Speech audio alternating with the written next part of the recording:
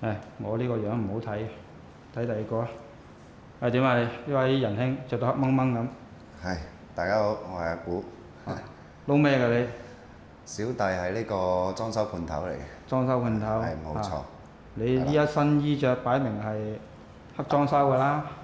咁啊，好明顯係開箱啦，係嘛？係冇錯。呢間嘢係咪你嘅作品啊？可以講話係，又可以講話唔係。點解啊？因為唔係全部都係出自我手筆。唔係全部都係你嘅咩？係啦，家私就唔係我做嘅，咁我主要負責就係泥水、油漆同埋鋁窗。係啦，咁至於水電就出自於閣下嘅手筆啦。咁樣嘅咩？原來我有做過呢個牆，我都唔記得。太耐，我哋都唔記得咗有呢個牆。好啦，咁啊，你話介紹翻，俾你介紹翻啦。咁就我哋由廚房講起啦。咁入廚房之前都要講下呢隻門啦。咁呢隻門呢，就業主喺淘寶買翻嚟嘅。咁如果你話計淘寶買嚟講，呢隻門嘅質量都算唔錯㗎啦。咁但係難就難在，因為佢係3隻連趟嚟嘅。咁佢落嚟亦都係冚好晒嘅。咁佢個重量就可想而知都幾重嘅。你冇兩個師傅都鬥佢唔起嘅。所以基本上呢隻門我哋都係蝕住裝嘅，係啦。要蝕嘅咪做裝修？冇錯。報錯價顏色嗰啲啦，係咪？係啦，冇錯，我低估咗呢隻門。得啦，唔好呻啦，繼續入咯。跟住入到嚟廚房啦，咁套櫃都 OK 嘅，套櫃雖然唔係我做，咁就係咯。你話又係觀摩下人哋嗰啲嘢啊？幾好啊！咁大套櫃唔好咩？OK 嘅。咁但係仲有啲地方要注意下啦。咁首先個櫃門啦，個櫃門基本上就一定要打開呢隻轉角櫃。咁都明嘅，係啊，都一定係咁樣開㗎。係啦，冇錯。但係問題係隔離係抽油煙機頂住咗，咁樣咩？開唔晒。係啊。哦，係喎。係啊，咁呢啲就設計方面可以花啲心思去諗下嘅。其實可以我呢個吊櫃就其實就唔需要留到咁闊嘅，係啊，可以做翻入少少，又盡量令到條石子喉唔使露咁多出嚟咯。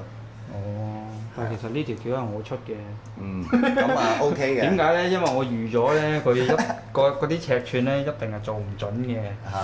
如果尺寸準嘅話咧，其實呢一嚿咧係可以做貼少少，但係做貼少少嘅時候咧，我驚佢一尺寸錯咧。嗰條石之後咧飛唔到出去啊！因為個窿咧，個窿係預早就開好咗㗎啦，咁所以嗰個先係師傅數咯。明白。係啊，我提出嘅應驗咗啦，應驗咗啦。係咯，仲有你都唔係啊！我 show 翻我見呢套櫃出嚟都幾好啊！咁仲有咩講啊？遠望係幾好㗎喎。咁你近睇咧就會睇到啲細節位嘅，其實就個櫃筒其實同條收口咧係高低嘅，呢度低啲，呢度高啲嘅。咁另外就條罅就下邊細啲。喂，唔好咁吹毛求疵啦。大啲。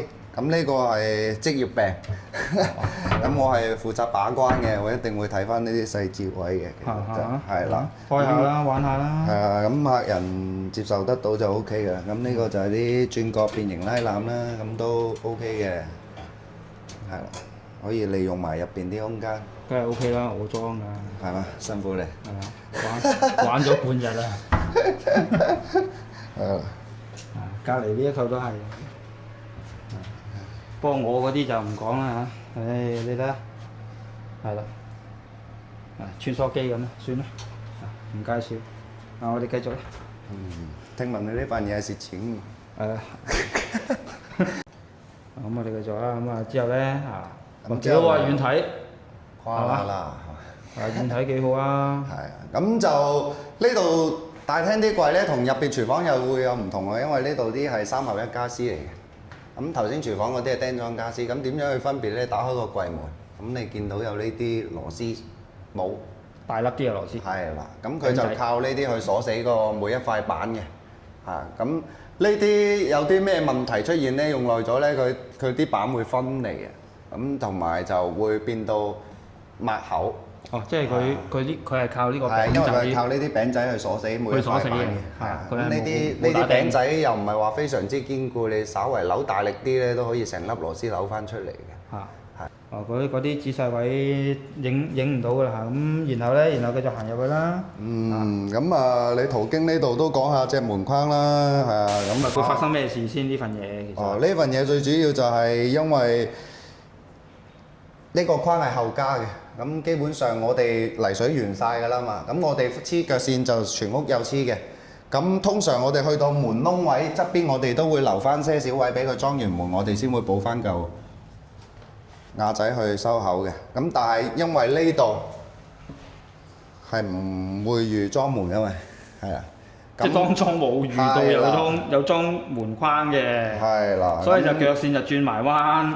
係啦，咁點知咧轉彎都唔緊要嘅，其實如果有心嘅話，其實可以作一條腳線嘅，因為腳線要補翻條上去係好簡單嘅事嚟嘅啫。咁但係你戒咗隻門框咧，我都唔知點收口啦，其實。咁你見到呢啲就係出邊3合1家私鋪裝家私嘅手法嚟，可以順便睇埋條門線啦。咁呢啲正常香港師傅咧就會標翻個45度角嘅，咁好似呢啲咁，咁你會見到出嚟嘅效果，大家都識揀。呢隻門我哋裝嘅咩？呢隻門係香港師傅裝嘅。咁同埋你見到呢啲釘咧都好明顯嘅，因為佢唔係用蚊釘去咬嘅，直接用啲 F 釘咧，用應該無線釘槍咁咬落去。係啊，咁就會好明顯嘅。你唔包會執翻油漆嘅？好多嘢都唔包嘅其實，因為家私其實都唔關我事嘅。咁樣好，繼續行。其實死啦！我哋係咁笑鳩人，好彩呢個客係比較 friend 嘅啫，真係。係啊，冇問題嘅，冇問題。咁呢間咧係點樣呢間？呢間嘢就特別啦。一張床。咁你見到呢張床唔係買現成㗎，都係訂做嘅。不過佢就比較簡單啲，床頭板就得一塊6分板，仲要拍唔到埋牆嘅。咁點解拍唔到埋牆呢？原因就係因為佢訂做嘅喎。係啊，佢冇預要備腳線嘅其實。係啦。咁就基本上張床你點拱都拱唔到佢入去㗎啦。咁同埋你見到張床頭板搖得喐嘅，咁做啲激烈啲嘅運動應該都平平白行㗎啦。咁就另外呢個重點啊，咁頭先你話用玻璃膠收口，呢度目測呢就應該坐底都30㗎啦。咁就點解會搞成咁呢？咁都係同樣問題啦，因為佢冇預要備呢個腳線嘅。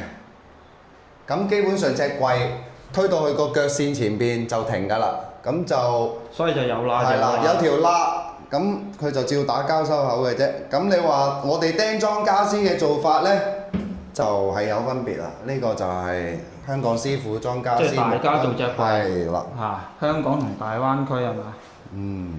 即係我唔係話踩大灣區，我哋都擁抱大灣區嘅。呢啲櫃家私都係大陸做嘅。咁只不過係話1分錢1分貨咯，你俾幾多錢咪做幾多嘢咯。好啦，我哋繼續行啦。係咁入廁所之前都講下啦。咁首先冷氣本身已經裝得衰㗎啦，咁就冷氣點衰啊？睇下先。咁你可以先近睇下啲。我隻女槍身嘅喎，佢搞成咁樣嘅大佬。係啦。咁家私又唔知喎，咁就形成呢個局面啦。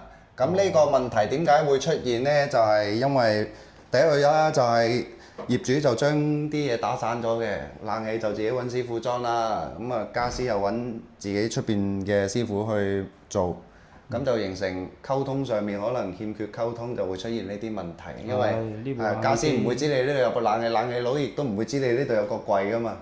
好。咁就會出現打交嘅情況。好啦，夠啦，我哋笑夠。係。咁我哋講到廁所啦，主廁套廁呢份嘢係關你事啦啩？係冇錯，呢份嘢關我事。咁我哋就由門口講起啦。咁門口你見到個過門石呢，我哋隻門係坐喺個過門石上面嘅。咁呢個好處啫，就係令到個門冇咁易受潮。始終廁所都係潮濕嘅地方，同埋業主比較中意洗地。所以我哋就用咗呢個方法去安呢個過門石，咁但係變相就會手工上面時間上面會耐少少咯，攞數方面。咁同埋呢度廁所同個房係有高低差嘅，但係就唔大咯。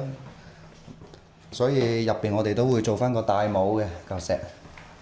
就唔係就咁攞啲英嚟收咗佢。嗯，係喎。兩邊係唔同嘅，因為本身嚿石係啦15嘅啫，咁戴完帽約摸20到咯。咁就另外就見到入邊都比較好，多咗呢份。咁原先就建議客人做呢邊嘅，但係客人唔中意啲龍頭結具嗰啲會喺個壁龕上面，咁就最終佢採納咗呢個方案。係啦，咁你見到其實幅牆點解咁厚呢？主要原因就係因為佢要做翻個深度，咁可以擺到沐浴露，係啦。咁你自然個背就要掟多隻側磚落去。你見到佢出現咁厚嘅情況係原因，因為佢又要批檔又要黐瓦仔，兩邊都要，咁變相就個龕位就會。即係兩嚿磚啦。係啦，一嚿係平磚，呢度一嚿磚，一個就砌咗側磚。啊。係啊，咁加埋批檔啊，黐完瓦仔咧就為咗呢嚿嘢。係啦，就係為咗呢嚿嘢。咁呢嚿嘢都係半賣半送，都係蝕住做嘅。係啦，就係㗎。好啦，嗱，然後嚟到呢度啊，點啊？繼續賣慘啦你。唔需要啦，交俾你。呢一倉咧係一模一樣嘅嘢啊！其實當初咧點解會促成到呢件事咧？首先其實所有硬件嘅數咧都係我去限制咗嘅，包括呢個過門石嗰個高低差，丁屎咁多嘅高低差，係。然後由呢件石去到對面嗰個地台去水位置，呢一個斜水嘅坡度係有坡度嘅，因為客人要洗地，就唔係話平出平入嘅。咁跟手到呢個浴缸，呢個浴缸嘅高低差係啦，已經係全部係盡做，係將嗰個數咧係攣到最低嘅。當初你記得泥水佬起呢一條基駁嘅時候咧，我話你多咗，你太過誇張。現場再 cut。係啊，現場我係即場就劈低佢嘅，係啊，就係因為有雲㗎，係啊，就咁。哦，跟住喂瓷磚。係瓷磚就斜鋪。就唔係話特刻意去斜嘅，主要係要就翻個走廊。咁你見到其實佢係一直衝入去走廊嘅個，其實個鋪法都係一個梯級鋪嚟嘅。嗯。係啦。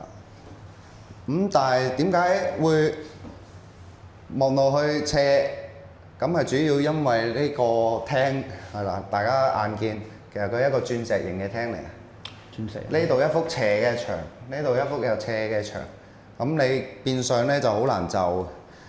咁去到啲邊位嘅時候，你會見到有好多呢啲細瓦出現㗎啦，三角會越埋去咧，啲瓦就會越細件嘅。因為係啦，個原理就等於而家嗰啲坊間有啲客要求魚骨鋪啊，或者人字鋪咯。咁你人字鋪同魚骨鋪，你去到側邊嘅時候，都會出現好多呢啲細瓦，咁你就會好嘥料同埋嘥人工。咁啊嘥人工就即係貴啦，係啦。哦，咁樣嘅。哦，有冇加錢啊？呢個？冇加錢。係咁啦，拜拜啦。